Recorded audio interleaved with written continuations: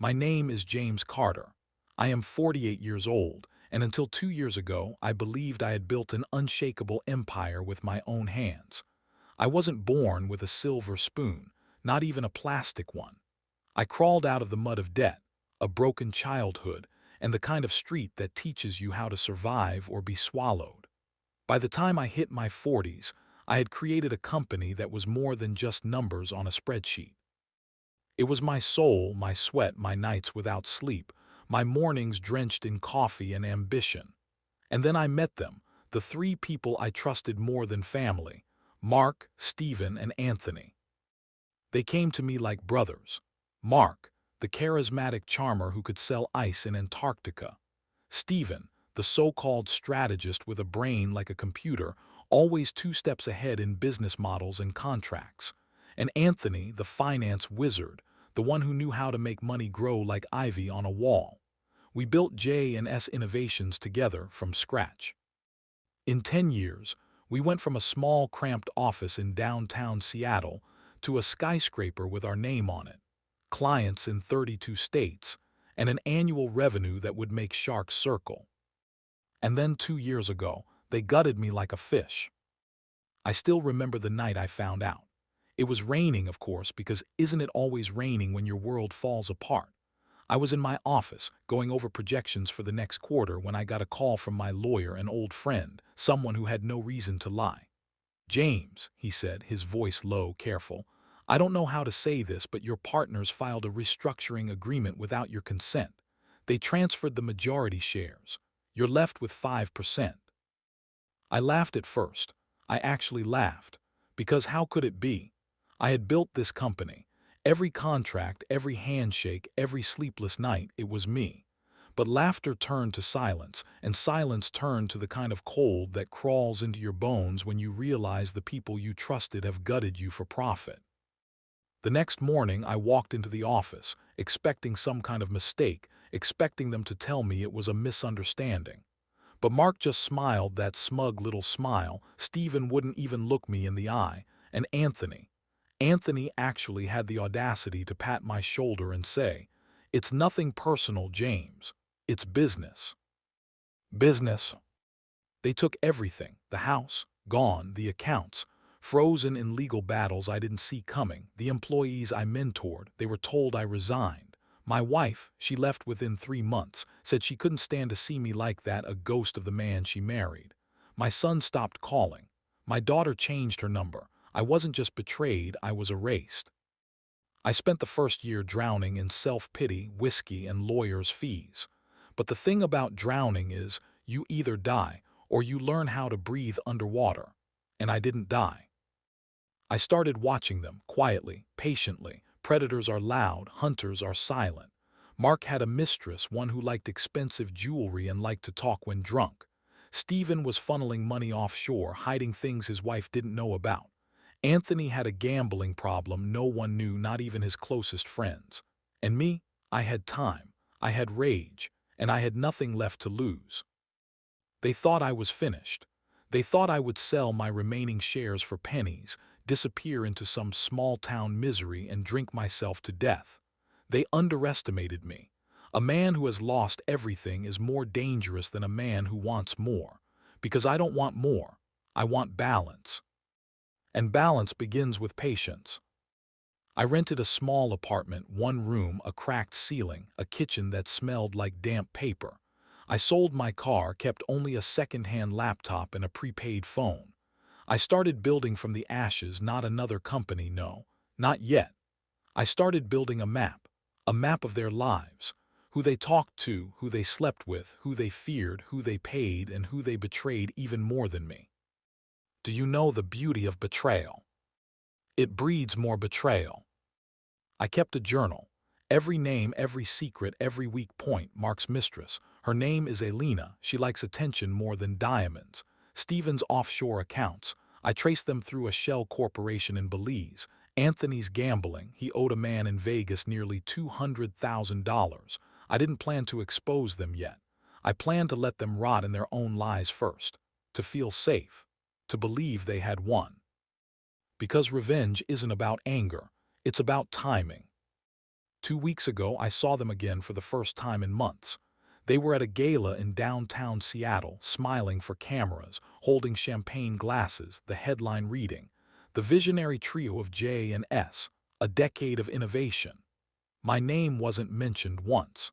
Not in the article, not in the speech, not even in the memories of those who toasted their success.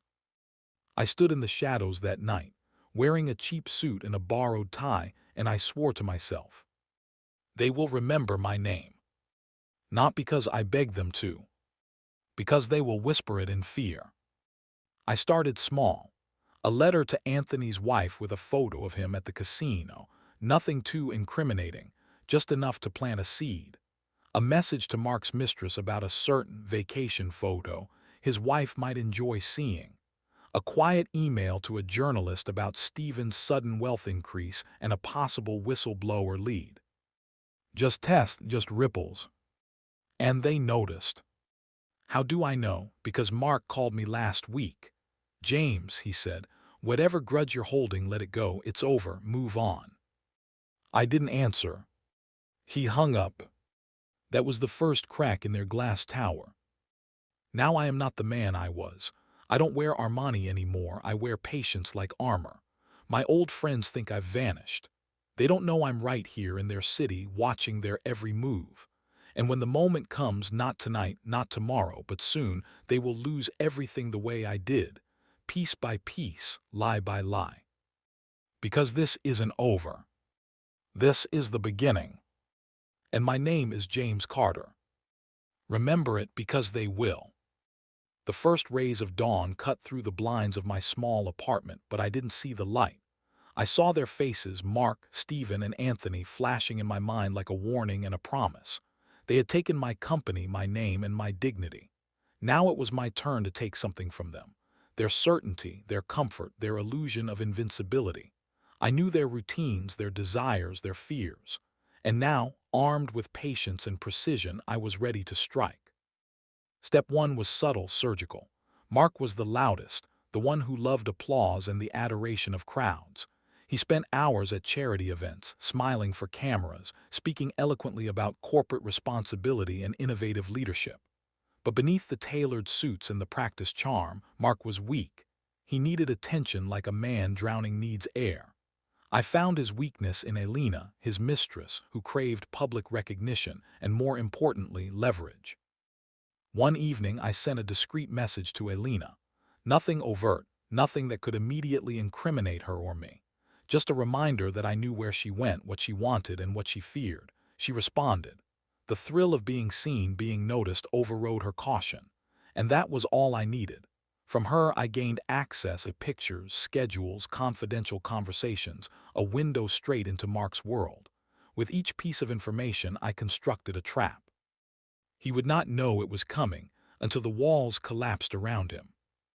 Stephen, the quiet strategist, was harder to manipulate. He was meticulous, careful, obsessed with numbers and control. But even the most disciplined men leave traces. Offshore accounts, subtle transfers, unreported meetings, they left breadcrumbs for anyone watching closely. And I watched. I traced every dollar, every shell corporation, every investment. I cross-checked emails, travel logs, and tax filings. Within weeks, I had a dossier so thick it could crush him without a courtroom. Anthony III seemed untouchable. He was careful, loyal only to profit, keeping secrets so deeply buried that even his closest confidants weren't aware. But everyone has vices. Gambling. His obsession with high-stakes poker had left him vulnerable. I contacted the right people in Las Vegas, a few debts unpaid, a few rumors that could spread like wildfire. A subtle push, a whispered warning, and soon his life would be destabilized without him realizing it until it was too late. Meanwhile, I refined my image. To the outside world, James Carter no longer existed. A ghost, a cautionary tale, an old man best forgotten. But in the shadows, I was active. I created aliases, shell companies, and private lines of communication. Every move I made was invisible, precise. Every interaction with my old associates, every call to journalists, every discreet meeting with former employees and insiders was a chess move. placing pawns in positions that would eventually corner the kings. One morning, a journalist named Clara, who had owed me a favor for a decade-old story, called. "James, I've got an anonymous tip about Mark's charity accounts. It's interesting." Her voice trembled with excitement. I smiled. "Interesting?" I asked. "Or deadly?" She didn't answer. She knew what I meant. She always did. That afternoon, I started sending anonymous tips, meticulously timed, carefully worded, that hinted at discrepancies in Mark's finances. Nothing concrete, just enough to spark curiosity, suspicion, and tension. Within days, the board began to question him. Investors whispered. His public image, once flawless, began to shimmer with doubt. He didn't know it yet, but his empire had started to shake. Stephen's downfall required a different approach. Numbers, contracts, spreadsheets, his weapons could also be his chains. I began leaking subtle inconsistencies to key investors, people who had trusted him for years. Each leak was small, seemingly accidental, yet cumulative. Financial advisors started probing. Questions were asked. Documents were examined. And Stephen, confident in his meticulousness, started sweating. The first tiny crack appeared in his armor. Anthony the gambler was next. I planted rumors, then leveraged them subtly, a call to a Vegas acquaintance here, an offhand comment to a poker club there. The debts began to mount. Pressure started building. Soon, he would be forced to act recklessly, to make mistakes I could exploit. I didn't rush. Rush would have been my enemy. Revenge is a long game, a slow burn that consumes both the mind and the enemy. Each action, each whisper, each subtle suggestion was a thread in the tapestry I wove. And when the day came, when the trap snapped shut, there would be no escape. Not for Mark. Not for Stephen. Not for Anthony. One night I received a message. "You're playing with fire. Stop or someone will get hurt." My son, the one I had tried to protect from all of this, they were threatening him. I felt the familiar surge of anger, but it was tempered now with strategy. I would not act recklessly. I would protect him while continuing to dismantle theirs. Every threat they threw only sharpened my focus. The stronger their push, the harder their fall would be. I moved faster, contacting insiders, arranging meetings under false pretenses, building pressure in every possible corner. The partners didn't see me coming. To them, I was gone. A whisper, a rumor, a man who had faded into obscurity. But I was everywhere, unseen, patient, calculating. And I was winning. Piece by piece, the pillars of their empire were beginning to crack. Mark received his first real shock during a gala. A picture, anonymously sent to his wife, surfaced showing him with Elena, looking more intimate than discretion allowed. His public image fractured instantly. Stephen faced intense scrutiny from an investor group that began questioning his management of the offshore funds. Anthony received a call that a large debt he thought forgotten was now being legally pursued, jeopardizing his liquidity. All these blows were surgical, none obvious.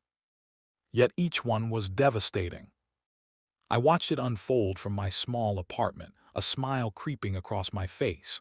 Revenge, true revenge, is beautiful, not in the destruction itself, but in the precision, the inevitability.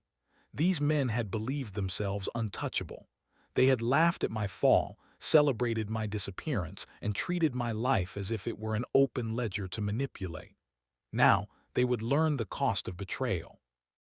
And as I prepared the next phase, the phase that would break them completely, I felt a sense of calm I hadn't known since my youth. Anger had become strategy. Pain had become fuel. Betrayal had become opportunity. They had stolen everything from me, and in trying to rebuild, I would ensure that they lost even more. Every night I traced their steps. Every email, every dinner, every meeting became a potential lever. I had no mercy left, nor did I need it. Their arrogance had been their greatest weapon, and it would now be their undoing. I wasn't just reclaiming what was mine. I was rewriting their reality, turning their confidence into paranoia, their greed into fear. And yet, even in the midst of it all, I remembered my father's words. "James, when a man is wronged, he must be smarter than his enemy. Smarter, colder, and patient. Wait for the exact moment. The perfect strike is worth every second of waiting." I had waited, and now the perfect strike was at hand. By the end of this week, the partners would begin to question everything, suspecting one another, vulnerable, exposed. By the end of this month, the public would start noticing cracks. By the end of this year, their empires would be shattered. And standing among the ruins, I would be there, not begging, not pleading, not destroyed, but victorious, precise, untouchable. The night drew on, rain tapping against my window like a metronome keeping time with my thoughts. The city slept unaware of the storm I had set in motion, a storm that would consume 3 men who had once called themselves my brothers. I sat in my chair, reviewing my notes, planning the next moves, and felt something I hadn't felt in months: satisfaction. Not the shallow relief of a small revenge, but the deep, intoxicating knowledge that justice, my justice, was finally on its way. And I smiled quietly, knowing that in every boardroom, every dinner, every sleep-deprived night of theirs, they would eventually hear my name whispered in fear: James Carter, the man they tried to erase, the man who had learned, waited, and would now deliver his reckoning. The city never slept, but neither did I. 48 years of life had taught me that power is never given. It is taken, seized with patience, cunning, and sometimes ruthlessness. For months, I had watched from the shadows as Mark, Stephen, and Anthony stumbled into the traps I had laid. The cracks I planted had begun to grow, subtle at first, like the faintest hairline fracture in concrete. But cracks, once formed, spread like wildfire. And now the fire was burning fast. Mark's public image was the first to falter. He had always loved the spotlight, adored the camera's gaze, and thrived on applause. I had planted whispers in the press, hints of financial discrepancies and personal improprieties that seemed coincidental, unverified, harmless. Yet each seed took root. Board members grew suspicious. Investors demanded answers. His once impeccable charisma faltered. The smiles were tight, the jokes hollow. He was starting to sweat beneath his tailored suits, unaware that every movement, every word had been anticipated. I escalated carefully. A late-night message to Elena, Mark's mistress, led her to question her own loyalty. Small leaks to her, seemingly accidental, prompted her to act without his knowledge. By the time Mark realized what was happening, I already had access to private conversations, financial statements, and every email he had sent in the last 3 months. The net was tightening. Stephen, the quiet strategist, was next. He prided himself on control, on numbers, on being the one who never faltered. But numbers, like people, have weaknesses. I exposed subtle inconsistencies in his offshore dealings to a trusted investor who had once relied on me for guidance. Questions were asked. Doubts crept in. The fear of discovery haunted Stephen, and in his panic he made the first mistakes, signing contracts too quickly, dismissing reports too casually, trusting the wrong people. My patience was paying off. Anthony, the gambler, the third partner, remained the most dangerous. He was unpredictable, volatile, and his vices made him both a threat and an opportunity. I used his addiction against him, feeding whispers of debts called in and stakes that had grown uncontrollable. His paranoia escalated, his focus fractured. A man obsessed with control, now slipping into recklessness, the perfect weapon for me to exploit. But revenge is never simple. Each move I made required precision, each action calculated. A single misstep could ruin everything. I reminded myself constantly. The difference between them and me was strategy. They acted on impulse. I acted on design. Then came the gala.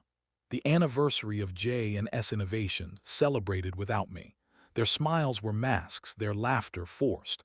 Cameras flashed, investors nodded politely, journalists scribbled notes. I stood in the shadows, unrecognized, observing. Every step they took was a dance choreographed by my planning. Mark noticed me first, a flicker in the corner of his eye. His pulse quickened. He knew something was off, though he could not yet name it. I had prepared my move. At the perfect moment, during a toast, I arranged for the screen behind them to flicker with an image innocuous at first glance, but damning upon closer inspection. Anthony's gambling losses, Stephen's offshore transfers, Mark's indiscretions, subtle hints that would ignite suspicion in the room. The audience didn't notice, but they would. Whispers spread like a slow poison. Later that night, I followed them quietly, ensuring each trap I had set was functioning. Mark returned home, his face pale, hands shaking. Stephen pored over financial statements, searching for the errors I had planted. Anthony received a call he could not ignore, one of his debts, previously dormant, now active. Each partner faced a different battle, each unraveling thread by thread. I watched from a distance, a ghost among the living. Satisfaction coursed through me, tempered by control. Revenge is not about joy, it is about justice. They believed themselves untouchable. I was about to prove them wrong. One unexpected element emerged, a lawyer I had never anticipated. A man loyal to one of them, perceptive, suspicious. He began piecing together the anomalies I had carefully planted. I adjusted, redirected, manipulated. Every threat, every counter I anticipated. The chessboard shifted, but I controlled the game. Weeks passed. Each partner became increasingly paranoid. Mark questioned Elena, suspecting betrayal. Stephen mistrusted his closest aides, seeing threats where none existed. Anthony made mistakes at the poker table that cost him thousands, destabilizing his finances further. And through it all, I remained unseen, patient, deliberate. They could not understand the pattern, the invisible hand guiding their downfall. Then came the opportunity I had waited for, a private meeting where all three partners convened to discuss a critical merger.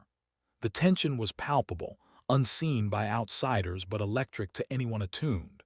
I leaked selective information to each partner, crafting contradictions, planting seeds of mistrust. They entered the room confident, unaware that I had orchestrated every nuance. By the time the discussions began, suspicion had poisoned their unity. Words were clipped, glances suspicious, decisions hesitant. The empire they had built on loyalty was crumbling from within. By the week's end, small but significant victories were mine. Investors were nervous. Employees began to question the leadership. Partnerships stalled. The partners were no longer synchronized. Their harmony fractured irreparably. I had achieved the impossible, controlling chaos from a distance, turning their strengths into liabilities. Yet even in success, caution remained my constant companion. A single slip could reveal my presence, undoing months of planning. I reminded myself, patience is power and timing is everything. The greatest strike is precise, inevitable, and silent until it lands. And as I sat in my apartment, reviewing notes and monitoring developments, I allowed myself a private thought. The real reckoning was only beginning.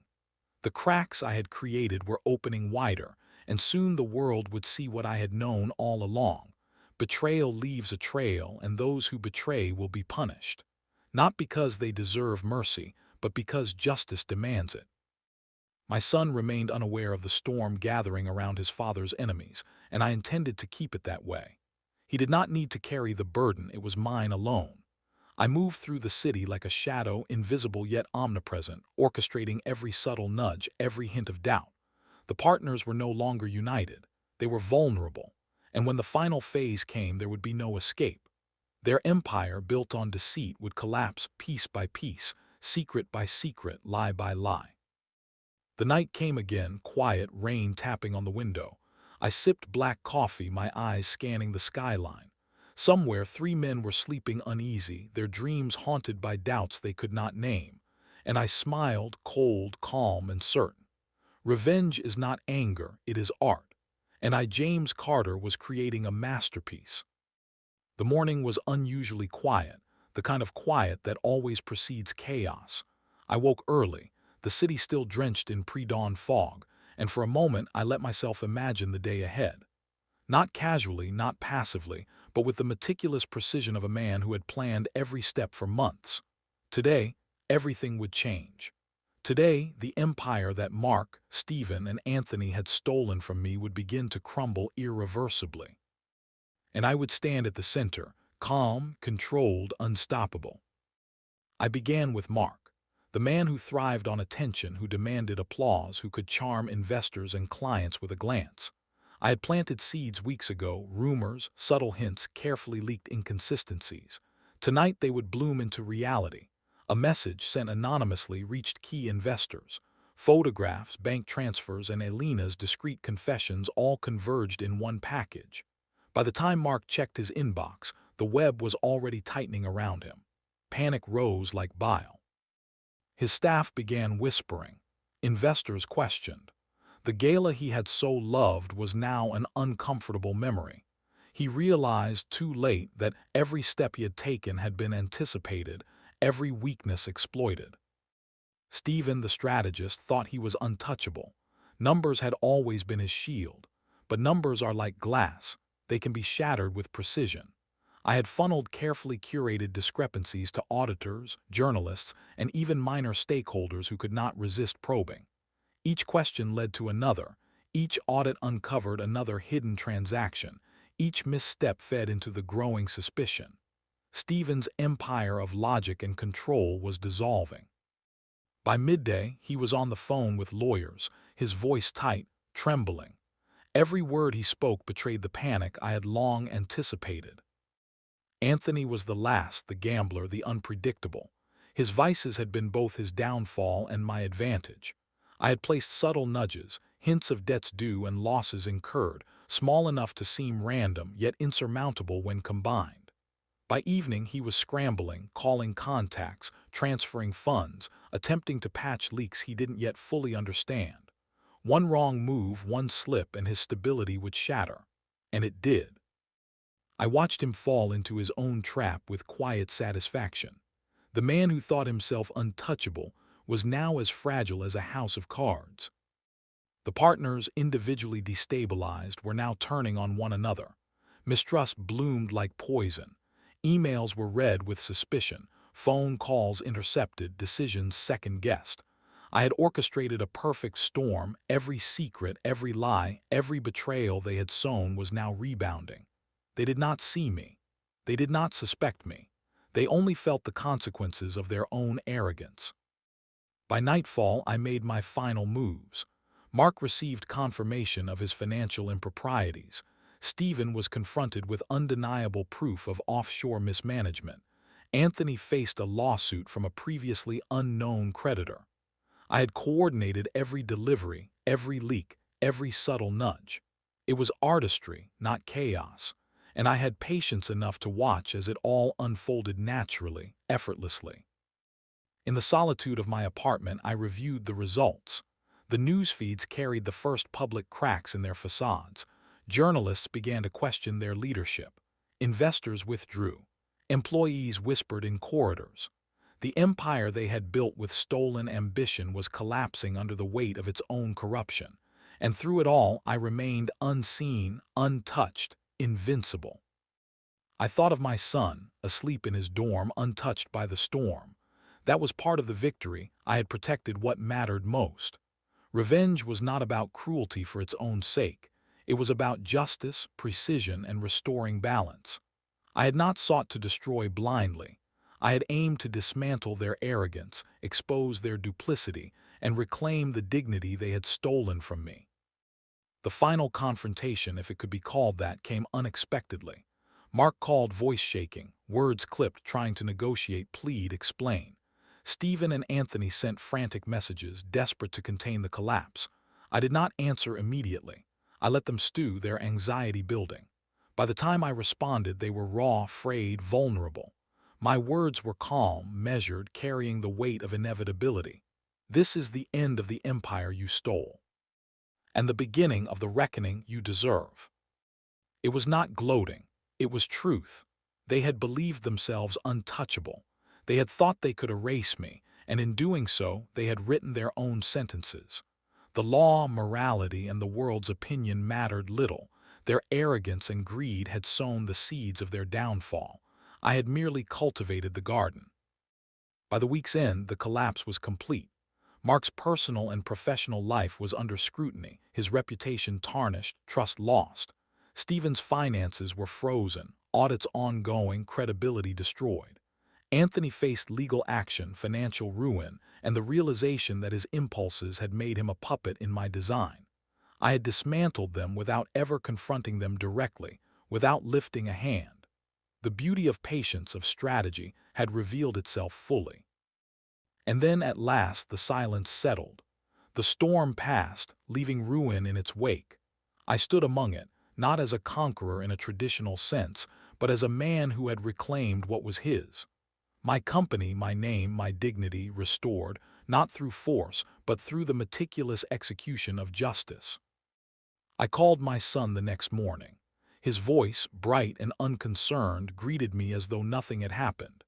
He did not know the chaos that had been unleashed, the empires that had fallen, or the careful planning that had safeguarded his life while taking theirs. And that was the victory I valued most. My family intact, my enemies exposed, and my conscience clear. I returned to my office in the morning light, empty yet full of promise. The city stretched out below, unaware of the invisible war that had been fought and won. I sipped my coffee, let the sunlight warm my face, and allowed myself a small, satisfied smile. The three men who had believed they could erase me would never forget my name, nor would they forget the lesson I had delivered. Betrayal has consequences, patience is power, and justice, when executed with precision, is unstoppable.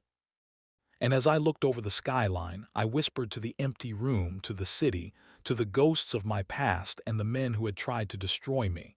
Remember this. Remember James Carter. The storm had passed. The reckoning was complete.